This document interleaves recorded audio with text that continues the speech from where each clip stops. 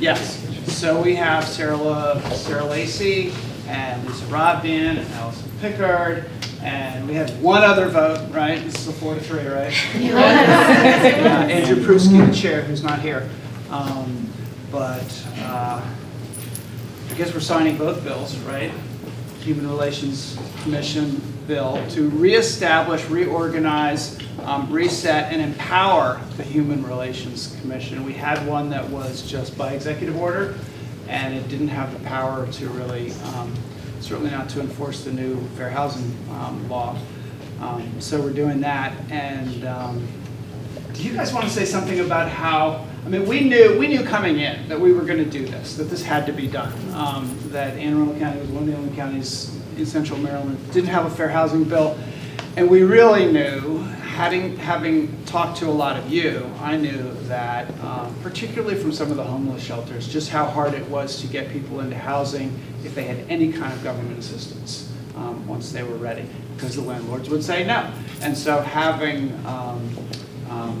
the source of income piece in this bill was really important. You cannot discriminate against somebody because they have a voucher, because they have some government assistance. And many of you in the field know that happens all the time. That was where we got the pushback. That was where we knew we would get the pushback. We had the Multifamily Housing Association come in, the organization that represents landlords primarily in multifamily housing, and tell us it would be the end of the world as they knew it. And so I think that's part of the reason that we didn't get 7 votes on this bill. But then we got the bill, took it to you guys, and tell us what it was like. Well, I guess I'll start. And what it felt like to have all these great people there.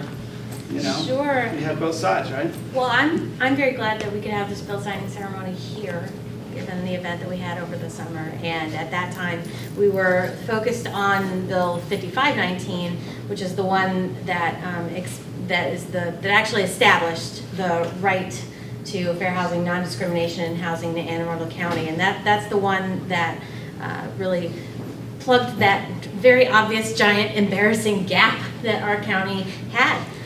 It's important for us to have a non-discrimination in housing law, and I felt strongly from when I first heard that this was very, very high on the administration's agenda that if we're going to do this, we need to take it all the way.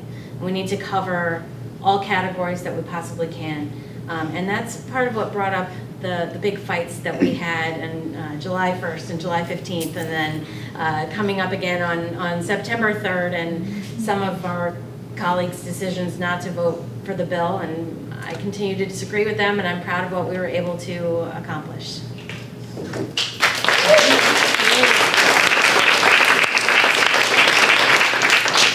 So in talking to some of you in the room today, it's interesting that many people in the room have been in this fight for decades, here in Maryland and in Anne Arundel County, and we breezed in, and with a vote of 4-3,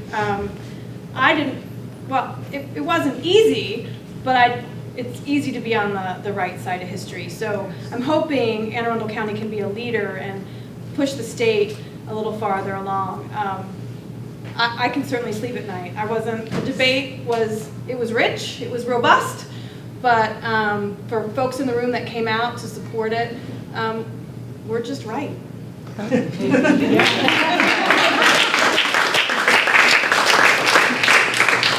Councilwoman Pickard took most of all the things that I was going to say. I feel like from my perspective, this was just easy. It was kind of, when I first learned that we didn't have such legislation in Anne Arundel County, I was shocked, thinking, how is this possible that this doesn't exist? So to say aye when someone asked to, am I voting for this, was the easiest word that's ever come out of my mouth. So really, I want to just turn and give the credit back to everyone that's here, because I know, as Councilwoman Pickard said, some of you have literally been advocating for this for a decade plus. And so to finally, to be part of helping bring this across the finish line, I'm honored to be amongst you who are truly fighters for doing the right thing, and so glad to be a part of it, and so glad to have all of you come to our hearings and just make it clear, like, this is not acceptable. We cannot continue to be stuck in the past. It's time to take the step forward. So really, I'm just going to throw it back at you and say thank you, and this is your bill signing because you made this happen.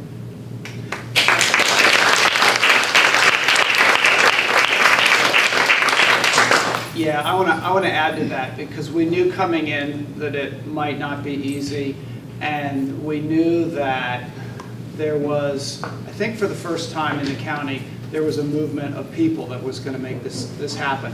So, I mean, one of the first people that we turned to was Kathy Koch from Housing Community Development Services, who's been trying to get this through for how many decades?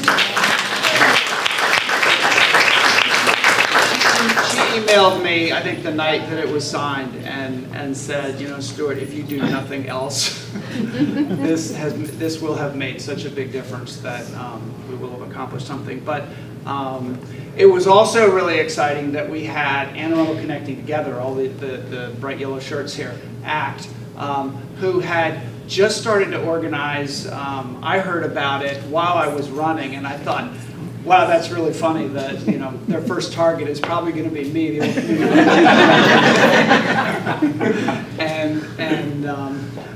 You know, I was at the first meeting they had with 1,200 people, probably the biggest gathering of, you know, regular working everyday people in Anne Arundel County's history, of people coming together to try to have power, to get power in this county.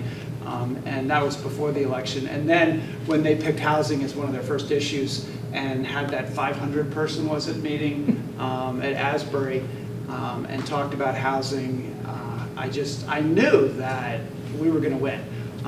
But I also want to, I don't know everybody here, but I want to recognize everybody here. So we're going to just literally go around the room because I think it's worth doing. But let's start with our delegates, because we have actually 4 of our delegates here from our Anne Arundel County delegation. We have Shanika Henson, Mark Chang, Mike Rogers, and Heather Bagnall here. All of you wave. Everybody.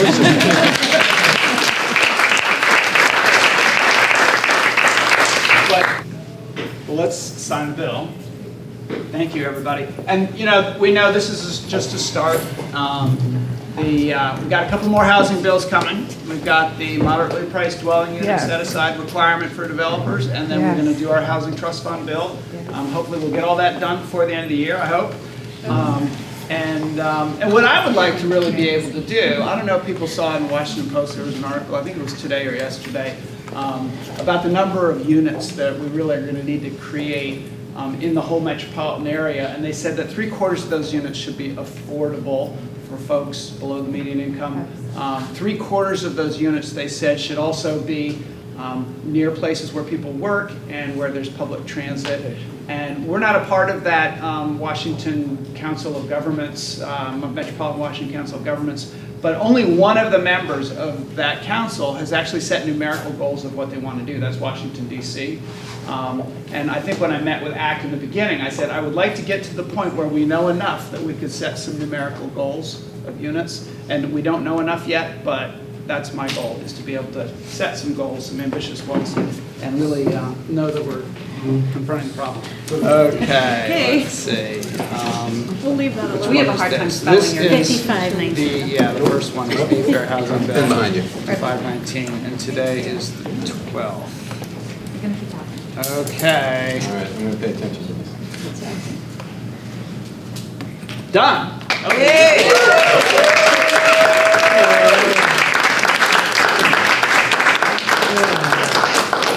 And now 5719, the Human Relations Commission bill.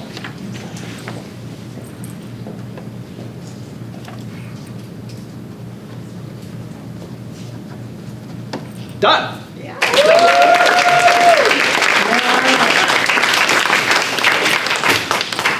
All right, history has been made. Yes, it's a good day.